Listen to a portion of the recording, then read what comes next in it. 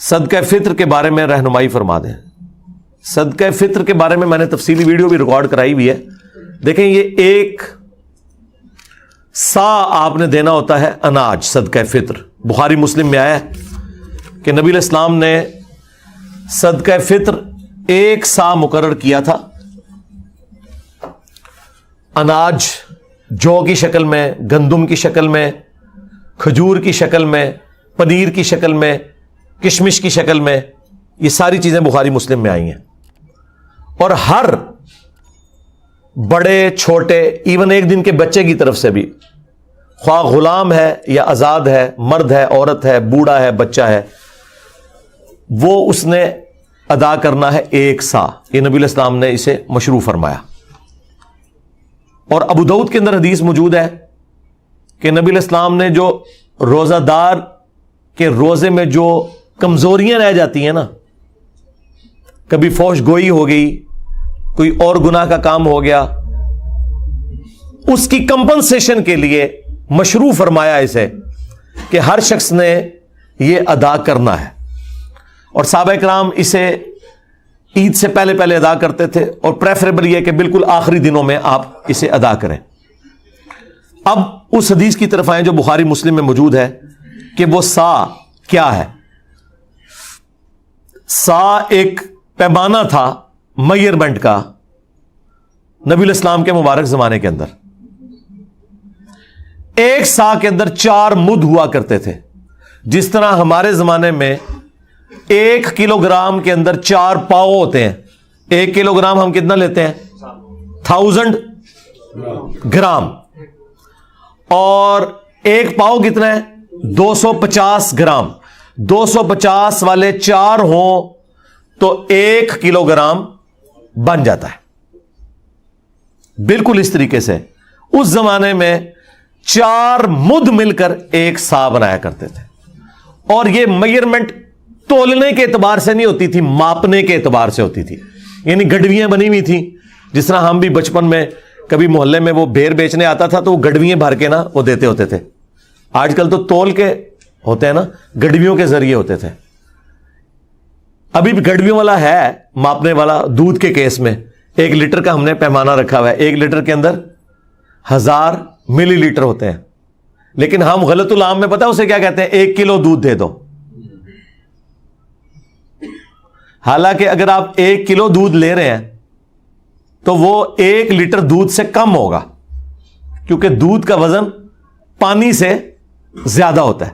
ہاں 1 kilo gram پانی اور 1 لیٹر پانی یہ اپنے وزن میں برابر ہوں گے، کیونکہ وہ 1 لیٹر پیمانہ رکھے یہ گیا ہے کہ سٹینڈرڈ پانی کو مانا گیا ہے کہ پانی کا جو وزن ہے نا 1 کلو گرام جو ہو، وہ پانی جتنا والیوم گھیرتا ہے، جتنی جگہ گھیرتا ہے، اسے 1 لیٹر قرار دے دیا گیا اور وہ پیمانہ بن گیا اس کا. لیکن دودھ تو پانی سے تھوڑا وزنی ہوتا ہے. تو دودھ اگر آپ 1 کلو گرام لیتے ہیں نا، 1 کلو گرام دودھ، تو وہ آپ کو 1 لیٹر پانی یا 1 لیٹر جو دودھ ہونا چاہیے تھا اس سے کم پڑے گا، کیونکہ اس کا وزن زیادہ ہے. وہ پہلے ہی پورا ہو جائے گا. ٹھیک ہو گیا؟ یہ میں نے آپ کو کلیریفائی کر دیا. اچھا اب آ جائیں اس طرف. تو اب عرب ملکوں کے اندر تو یہ آج ظاہر ہے وہ عرب کے لوگ پھر اپنی اس ڈکشنری کو ٹرانسفر کر کے باقی لوگوں کو بتاتے ہیں یہ پیمانے تو ان کے تھے. تو اس میں جو سعودی عرب کی فتویٰ کمیٹی ہے نا، اس نے باقاعدہ اس کی کیلکولیشن کی ہے 2600 گرام. یہ فتویٰ کمیٹی نے جو ڈاکومنٹ نکالا نا، ویسے تو اگر یہ پورا 2500 گرام ہوتا تو ہم کہہ دیتے 2.5 کلو، لیکن انہوں نے نکالا ہے اس کا 2600 گرام، یعنی 2.5 کلو کے اوپر 100 گرام. ایک کیلکولیشن یہ چل رہی ہے. ایک اور کیلکولیشن ہے جس میں ذرا پرانے زمانے کی ہے، وہ کنورژن کرتے ہیں نا، 2750 گرام بن رہا ہے، یعنی 2.25 کلو. اور ایک تیسری کیلکولیشن میں 2400 گرام بن رہا ہے، جس میں 1 مد 600 گرام کے برابر ہے، تو وہ 4 مد ایک ساتھ مل کے 2400. تو یہ 3 یعنی چل رہے ہیں 2400 گرام، 2600 گرام، 2700 2750 ग्राम, ये 2750 जो है ये सेफ साइड के ऊपर है, ये 2.25 किलो है, ठीक है। तो 2750 ग्राम यानी कि 2.25 किलो ये अप्रोप्रिएट है। एक सा 2750 ग्राम 2.25 किलो, और अगर ज्यादा एहतियात आपने करनी है राउंड ऑफ कर ले, 3 किलो ही दे दे। 3 किलो खजूर भी दे सकते हैं, ज़ाहिर है वो तो महंगी पड़ेगी, 600 रुपए किलो खजूर, ऑलमोस्ट है 1800। आटा कितना किलो चल रहा है जी? 150। तो अगर आटा लेंगे 300 तो 450 रुपए बन जाएगा, ठीक है। किशमिश लेंगे तो हजारों में बनेगी, पनीर लेंगे हजारों में बनेगी। अच्छा, ये सब फिर वो आपने 2.25 किलो या 3 किलो, सबके लिए वजन एक ही है, एक सा, क्योंकि बुखारी मुस्लिम में है कि एक सा देते थे अनाज, और फिर साथ ही आया किशमिश, पनीर, खजूर, गंदम, जो अनाज है वो सारे का सारा इसमें आता है। वजन वही रहेगा 2.25 किलो या राउंड ऑफ करके 3 किलो। और ये जो मैं आपको ये फिगर बता रहा हूं ये सुन्नी और शिया के यहां कॉमन है। हां, मुस्लिम शरीफ में आता है कि हजरत मुआविया रज़ी अल्लाह तआला अन्हु ने जहां और कई मामलात के अंदर सुन्नत में अपनी राय को दाखिल किया, इसमें भी दाखिल कर दिया था। उन्होंने कहा था कि जी हमारे वाली जो गंदम है वो आला क्वालिटी की है, लिहाजा हम आधी गंदम दिया करेंगे। तो अबू सईद खुदरी इस पे नाराज हुए, उन्होंने कहा कि मैं जो चीज रसूलुल्लाह से सुन चुका हूं और आपके हुक्म पे अमल कर चुका हूं, मैं तो मरते दम तक एक सा ही दिया करूंगा सदका फित्र। तो शुक्र अल्हम्दुलिल्लाह मामू पार्टी भी एक सा ही देती है आज। हाँ, वो मामू के मुताबिक नहीं चल रहे बल्कि बुखारी मुस्लिम के मुताबिक चल रहे हैं। तो वो आपने निस्फ सा नहीं करना कि जी वो वाली गंदम सस्ती है तो वो वाली महंगी है। गंदम जो आप खाते हैं वो, अब अगर कोई यूरोप और अमेरिका में है ना जनाब, तो उसने यूरोप और अमेरिका के रेट के ऊपर करना है। तकसीम बेशक पाकिस्तान में करे, लेकिन खारा तो वहां से है ना। ये तो नहीं हो सकता कि खारा वहां है और कैलकुलेशन यहां की निकालेगा वो, ना, इस तरह नहीं हो सकता।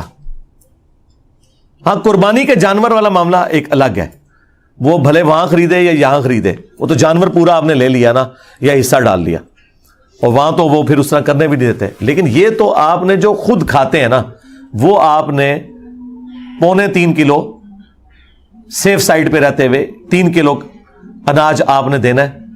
तो अगर आप आटे के मुताबिक कैलकुलेशन कर लें, अच्छा ये आटा भी 150 रुपए किलो उसके लिए है जो 150 वाला आटा, अगर कोई देसी आटा ले रहा है और वो ऊपर है थोड़ा सा, तो वो उस एतबार से ज्यादा रेट लगाएगा। हाँ, देसी का है 150 है, चलो ठीक है। फिर सफेद आटा तो इससे सस्ता होगा। हाँ, तो 450 है 3 किलो का, तो ठीक है 450 आप कर लें। और अगर आप अफोर्ड कर सकते हैं तो राउंड ऑफ करके 500 दे, ज्यादा देने में कोई गुनाह नहीं है। हाँ, कम में मसला है। और ये आपके रोजे के अंदर जो कमजोरियां हैं ना, उनका कफारा बनेगा, ये ज़हन में रखिएगा। इसके बगैर आपके रोजे कबूल नहीं होंगे, उनकी कमजोरियां कंपनसेट नहीं होंगी। और अगर उस दिन भी कोई बच्चा आपके घर पैदा हुआ है ना, अगरचे उसने रोजा रखना है या नहीं रखना, जो बच्चे रोजा रखने वाले हैं, नहीं रखने वाले, बूढ़े रखने वाले, नहीं रखने वाले, हर एक की तरफ से घर के सरबराह ने वो देना है। हाँ, ये ज़हन में रखिएगा। इसमें कोई रोजा रखता है या नहीं रखता, हाँ, जो बंदा अफोर्ड नहीं कर सकता,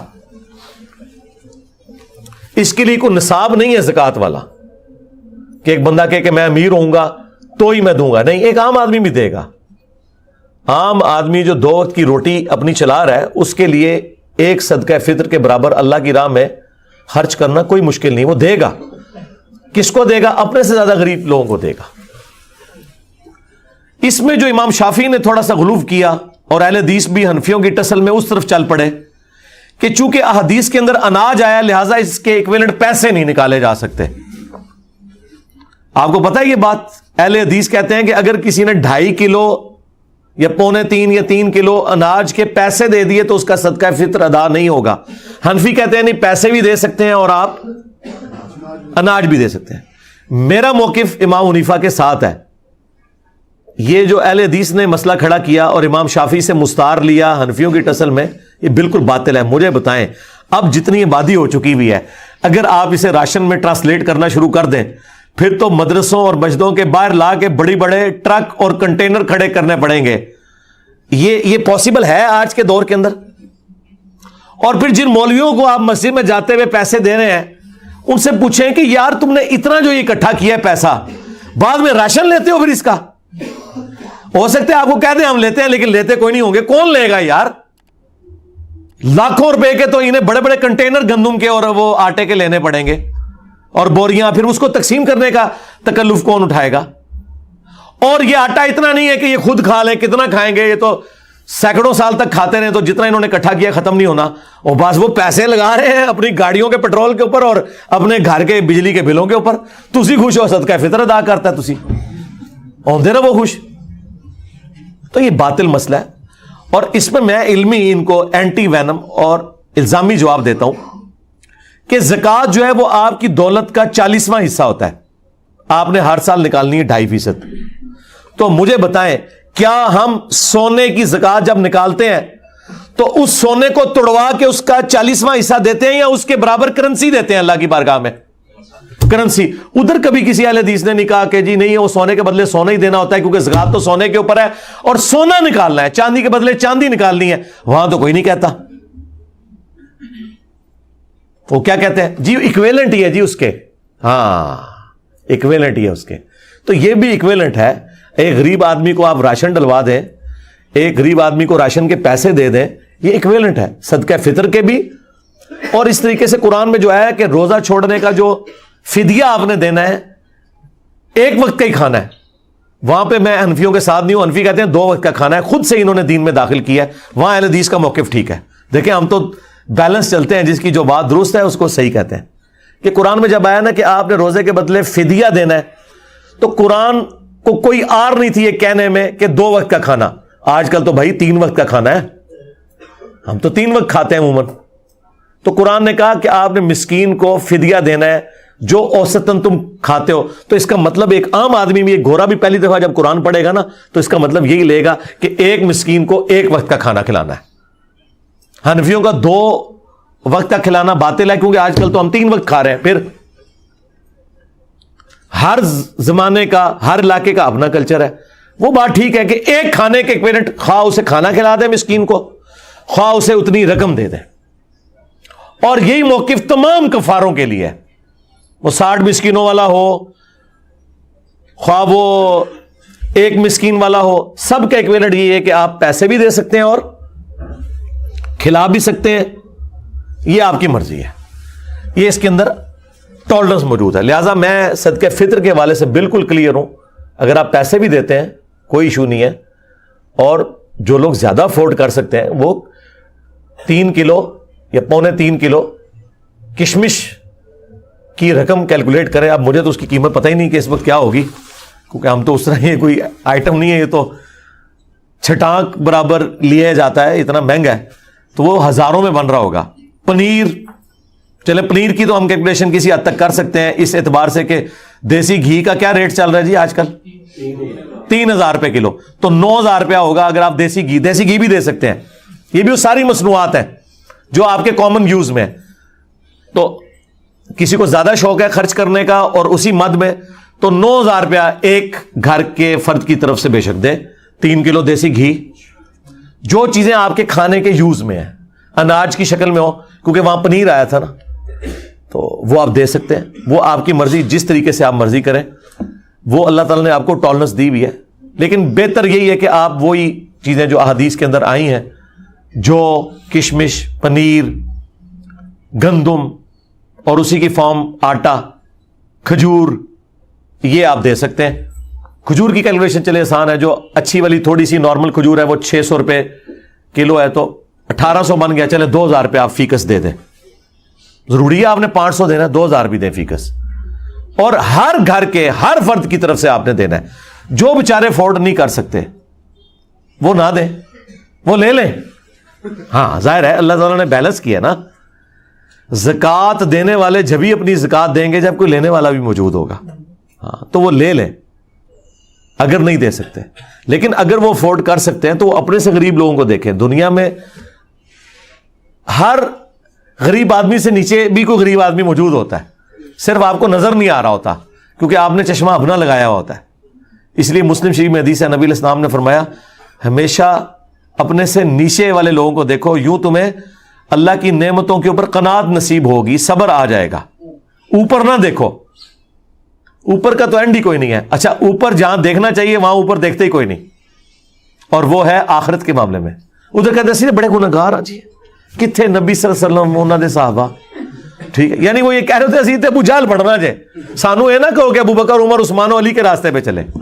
جہاں ہمیں کوشش کرنی چاہیے اعلیٰ درجے کی کہ ہم پیغمبروں کا پڑوس جنت میں حاصل کریں, وہاں کہتے ہیں بڑے گنہگار, اور دنیاوی معاملات میں دوسری طرف چل پڑتے ہیں. یہ انسان اپنے آپ کو دھوکہ دے رہا ہوتا ہے, اس سے زیادہ کچھ نہیں ہے. اور نبی علیہ السلام نے بالکل اپوزٹ اس کے تعلیمات دی ہیں. بخاری مسلم میں حدیث ہے, اے اللہ محمد اور آل محمد کو بس اتنا ہی رزق دینا کہ ان کی روح اور جسم کا رشتہ برقرار رہے, بس سانسیں میری چلتی رہیں, اتنا رزق کافی ہے. ہاں بخاری مسلم دونوں میں حدیث ہے. ہم عائشہ سلام اللہ علیہا کہتی ہیں کہ بعض اوقات 1 مہینہ, بعض اوقات 2-3 مہینے بھی گزر جاتے تھے, ہمارے گھر چولہا نہیں جلتا تھا, 2 کالی چیزوں کھجور اور پانی کے اوپر گزارا ہوتا تھا, اور وہ بھی ٹنوں ٹن نہیں, 2 کھجوریں صبح اور 2 شام کے وقت, یہ ٹوٹل خوراک تھی. اور ایک میٹھا پانی کا پیالہ جو اس زمانے میں کئی میلوں سے پیدل بھر کے لانا پڑتا تھا, تکلیف دہ کام تھا, اس لیے پانی بھی کوئی تھوک کے صاف سے نہیں تھا جو آج آپ ٹوٹیاں کھول دیتے ہیں. پانی میٹھا بھی ایک ایشو تھا. یہ ٹوٹل ان کا ایک سرمایہ تھا. اور پھر وہ رکت انگیز حدیث جو بخاری مسلم کی ہے, جب نبی علیہ السلام اپنی بیویوں سے ناراض ہو کے گھر کے اوپر والے حصے میں شفٹ ہو گئے, جس میں صرف ایک مشکیزہ کونے میں لٹک رہا تھا اور ایک برتن پانی والا اور ایک چٹائی, اور اس پہ نبی علیہ السلام آرام فرما تھے, اور آپ کے اوپر کرتا بھی کوئی نہیں تھا, صرف تہمت باندھی ہوئی تھی, آپ لیٹے ہوئے. حضرت عمر اجازت لے کے جب گئے, آپ نے ایلا کیا تھا, 1 مہینے تک بیویوں سے ناراض ہوئے تھے کیونکہ بیویوں نے ڈیمانڈ کی تھی کہ اب تو ہمیں وسعت ہو چکی ہے, ہمارا خرچہ بڑھائیں, لیکن حضور تو فقر کی زندگی گزار رہے تھے. اور پھر اللہ تعالیٰ نے اپنے نبی کا ساتھ دیا ہے, ان کی بیویوں کا ساتھ نہیں دیا. سورۃ الاحزاب کی آیات نازل کی کہ اے نبی اپنے بیویوں سے فرما دو کہ اگر تم دنیا اور اس کا مال چاہتی ہو تو آؤ میں تمہیں یہ مال دے کے رخصت کر دیتا ہوں, طلاق دے دیتا ہوں, اور اگر تم اللہ, اس کا رسول اور آخرت کا گھر چاہتی ہو تو اسی طرح گزارا کرنا ہوگا, کیونکہ اجر بھی تو ڈبل ہونے والا ہے نا. تو نبی علیہ السلام 1 مہینے تک ناراض رہے گھر کی چھت پہ. اسی میں ہی حدیث میں بخاری مسلم میں آتا ہے کہ سیدنا عمر نے جا کے اپنی بیٹی کو بھی ڈانٹا, سیدہ حفصہ کو, باقی بیویوں کے ساتھ بھی جا کے تھوڑی مس ہینڈلنگ کی. بعد میں وہ پھر پچھتاتے بھی تھے, مجھے کیا یہ رائٹ پہنچتا, چلو میں اپنی بیٹی کو تو ڈانٹ سکتا ہوں, باقی بیویوں کو میں کیسے. لیکن وہ حضور کی محبت میں آپ پتہ ہے حضرت عمر تو پھر میرے سے زیادہ جذباتی تھے. تو اب وہ کہتے ہیں کہ میں نے ارادہ کیا میں حضور کو کوئی ایسی بات کروں کہ حضور مسکرائیں, کیونکہ آپ تو بڑے سیریس موڈ میں بیٹھے ہیں. تو میں نے جاتے ہی کہا یا رسول اللہ دیکھیں جب تک ہم مکے میں تھے نا ہماری بیویاں کتنی ہمارے کنٹرول میں تھیں, لیکن یہ انصار کی بیویاں تو اتنی تیز ہیں کہ انہوں نے اپنے مردوں کو دبا کے رکھا ہوا ہے, اور ان کو دیکھ دیکھ کے ہماری بیویاں بھی ہم پہ شیر ہو گئی ہیں. تو حضور اس بات کے اوپر مسکرائے, کہتے ہیں مجھے تھوڑی تسلی ہوئی کہ حضور کا موڈ تھوڑا بہتر ہو رہا ہے. تو پھر انہوں نے گپ شپ شروع کر دی. پھر نبی علیہ السلام کی جب وہ حضور پھر اٹھ کے بیٹھے, جب تو آپ کے کندھے کے اوپر چٹائی کے نشان تھے, اوپر کرتا بھی نہیں تھا, یا اگر چادر تھی تو چادر تو پھر اس طرح لی جاتی ہے تو احرام کی شکل میں بعض اوقات تو وہ نشان. حضرت عمر نے رونا شروع کر دیا کہ یا رسول اللہ آپ اللہ کے رسول ہیں اور آپ کی یہ حالت ہے, اور کیسر و کسرا دنیا کے مزے لوٹ رہے ہیں, اور آپ اللہ کے پیغمبر ہو کر دنیا اور آخرت میں انسانیت کے سردار ہو کر آپ کی حالت ہے. تو نبی علیہ السلام نے ایک جملہ بولا, بڑا سخت جملہ تھا. آپ نے فرمایا لگتا ہے عمر دنیا کی حقیقت ابھی بھی تم پر نہیں کھلی. باقی بابے تو شاہی کوئی نہیں, تبھی تو یہ نذرانے بٹور رہے ہیں. حضرت عمر پہ تو پھر بھی کھل گئی یہ جملہ سن کے, ان پہ آج تک نہیں کھلی, آج تک آپ کے چندے بٹور رہے ہیں, آپ کے چندوں کے اوپر عیاشیاں کر رہے ہیں, اور آپ کہتے ہیں ہمیں کچھ دیں گے, آپ ان کا چندہ بند کریں گے روڈوں پہ آ جائیں گے. ہاں وہ کہنے سے نا بابا جی کے لاہور ایک بابا پال رہے ہیں, میں کہ بابے کا چندہ آج بند کرو, انہاں مزاروں ہوتے کتے پھیرن گے, صفائی کرنے والا بھی نہیں تمہیں لبے گا. ہاں لنگر کھوانا دور دی گل, کتے پھیرن گے اتنے.